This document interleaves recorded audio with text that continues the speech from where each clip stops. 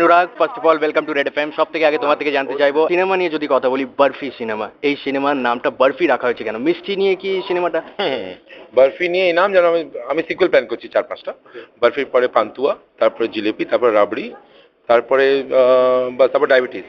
क्या बात है, একটু সিরিয়াস হয়ে যাও প্লিজ। সিরিয়াসলি না, বরফি আমরা হঠাৎ we were doing some brainstorm with Ranbir one day, আর আমরা ভাবছিলাম ছবিটা যে এত মিষ্টি, একটা মিষ্টি নাম হোক, আর আমরা রণবীরের ক্যারেক্টারের নাম খুঁজছিলাম কি রাখা হবে ওর ক্যারেক্টারের নাম, and I just came up with barfi রাখতে हैं।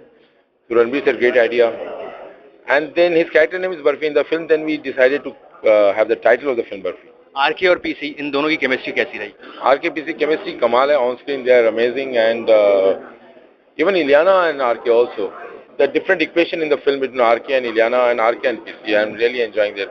দার্জিলিং এর পরে কলকাতা, হোয়াট নেক্সট? দার্জিলিং পরে কলকাতা, কলকাতা পরে বম্বে। যা তোমাকে শুনছি অন রেড এফএম, তাদেরকে কি বলতে চাও? সিনেমা কবে রিলিজ হচ্ছে? সিনেমা নেক্সট ইয়ার রিলিজ হবে, ডিসেম্বর অবধি রেডি হয়ে যাবে, কিন্তু রিলিজ হতে হতে একটু সময় লাগে। আপনাদের সবাইকে ঈদ আর পুজোর শারদীয় শুভেচ্ছা। থ্যাংক ইউ সো মাচ আমাদের সাথে কথা বলার জন্য। Thank you so much.